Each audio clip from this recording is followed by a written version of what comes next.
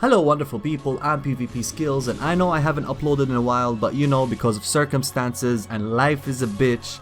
But today we're gonna be looking at a very special katana. Some weapon classes focus on sheer strength and some focus on speed and precision. Katanas fall in the latter category. Historically speaking, katanas are traditionally made Japanese swords characterized by their distinctive appearance with a curved, delicate, single-edged blade with a circular or squared guard and a long grip to accommodate two hands. It has historically been associated with samurai of feudal Japan. Since the developers of these games are Japanese themselves, they truly show a lot of love for this class, as evident by all the katanas we see in different iterations of the Soul series. The Chaos Blade is a recurring katana in the Soul series, and its unique traits make it stand out from the crowd. In this video, we will analyze this weapon in depth and look at its history in the Soul series. So, without further ado, ladies and gentlemen, let's begin!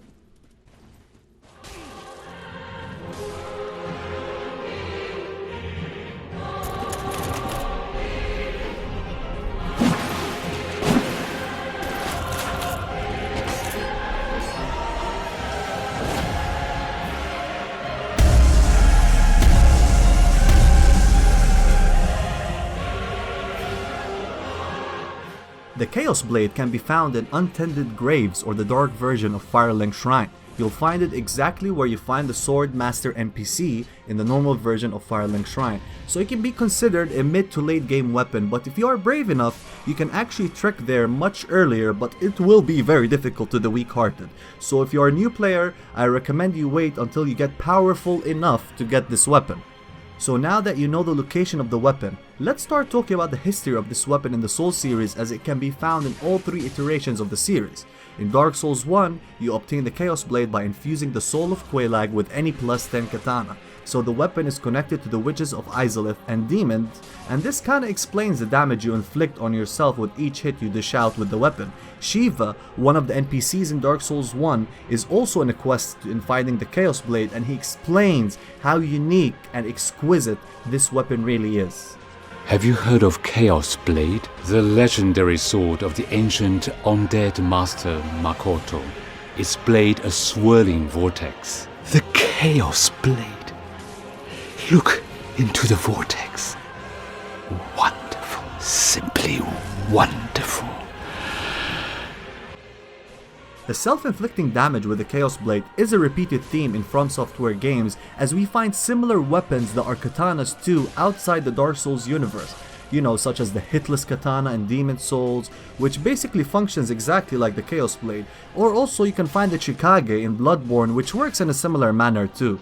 When it comes to Dark Souls 2 and 3, there's not a lot of explanation why the blade is there, especially in Dark Souls 3 where its description is pretty vague and can be found randomly on the ground. My only conclusion is that it's basically just a fan service, as the weapon was one of the most popular in Dark Souls 1. And its popularity did not end there though. It was hands down one of the best weapons in Dark Souls 2, as well as it can be wielded by players everywhere you went, despite its self-inflicting damage. So now that we talked a bit about the backstory, let's look at the build we're using in this video.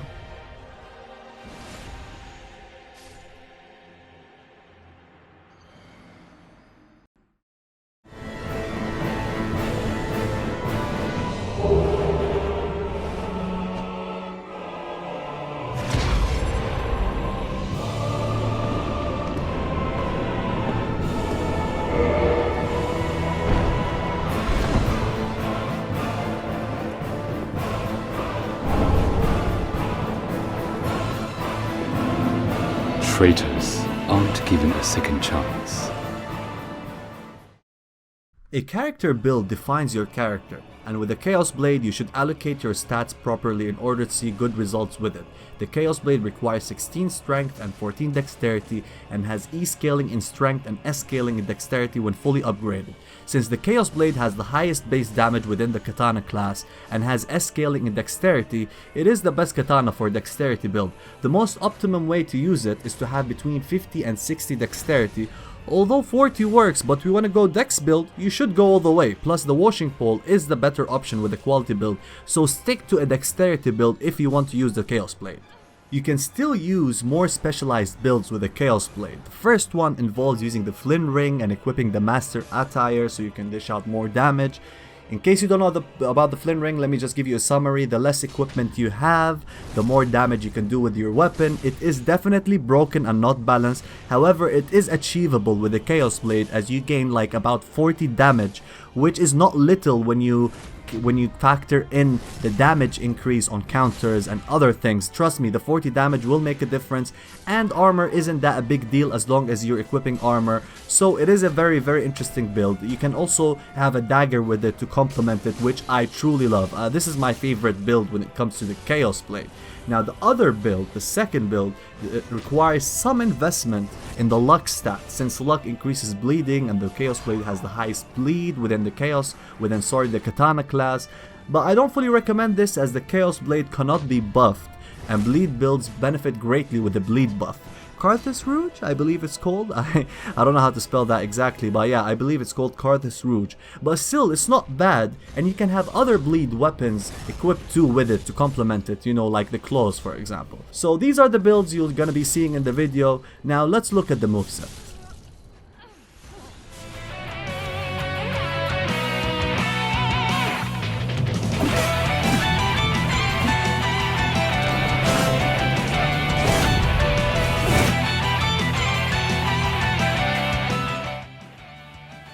The moveset on the Chaos Blade is very similar, if not identical, to the Dark Souls 1 moveset, and to some extent Dark Souls 2. Most of its attacks are semi-vertical attacks, and the running and backstep attacks are the cancerous thrust attack, the same one that we had in Dark Souls 1 and 2. The new thing here is the battle art, which I totally love, as it gives you two more options to use in battle. The first battle art is a wide horizontal attack, which is really good due to its initial pushback, and it offers the best range horizontal attack in your arsenal, which is sweet. Plus it covers a huge area, so you can never go wrong with this attack, but it can be parried though, so be careful. The other battle art is basically a parry. It is the coolest parry tool in my opinion, since it's very fast, almost as fast as the fist weapon parries, and more importantly, people don't expect you to parry when two-handing your weapon. So you can surprise your opponents when you manage to pull it off. Even if you miss, your opponent will be more careful not to spam his attacks, which is also a plus for you.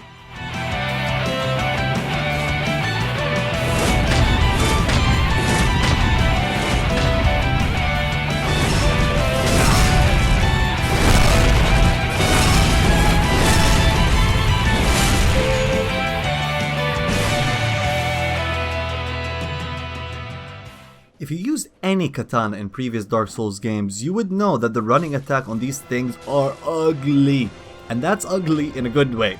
They have an insane hitbox, are very fast, plus it does respectable amounts of damage and inflicts thrust damage, which can be devastating on counter attacks, as thrust damage is favored in counters, which also means you can add the Leo ring to make that attack even more powerful on counters. But in general, I don't think it's worth it if you don't use the one-handed heavy attack, since it's your only thrust attack you have. So if you want the Leo ring, make sure to take advantage of these heavy attacks.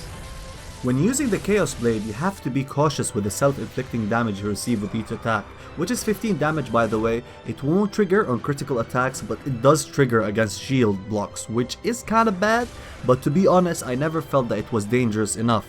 But when you are in low HP, that's when you have a problem, and that's why I recommend to have an offhand spare weapon, or just switch your weapon from the menu when you are in low HP. Thankfully though, there are ways to redeem this self-damage. You can use the Sun Princess ring, which regenerates HP, or use the Blessed Infused weapon on your left hand, which also regenerates HP, or you can use replenishing miracles or even rings that give you back HP with each hit or kill, like for example, Pontiff's Left Eye Ring or Ring of the Evil Eye. You have speed and a good moveset to boot when using the Chaos Blade. Mastering it will require you to learn when to use certain attacks in specific situations, like for example, using a running attack will usually result in your opponent dodging away. The best case scenario in this situation is to follow up with the White Sweep battle art, which can catch people from afar. Also, another example will be using either one of your one-handed or two-handed strong attacks on a wake up. A wake up is when your opponent is recovering after getting backstabbed or riposted.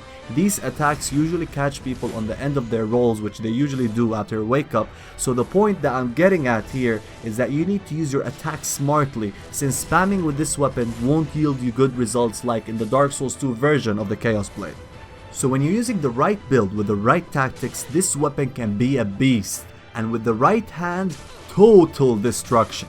The washing pole has an identical moveset to the Chaos Blade, with a longer blade, no self damage, and can be buffed, but it requires a quality build for full damage. So each of these weapons can be used optimally in different builds, but when it comes down to comparing characteristics only, I would say the washing pole just outclasses the Chaos Blade, and I do prefer it more myself. It's also an iconic weapon that can be found all over the series, but this time around, I think it hit its peak. So this is the end of this video, guys. I hope you enjoyed, and if you did, please don't forget to like and subscribe for much more videos, and I'll see you on my next video.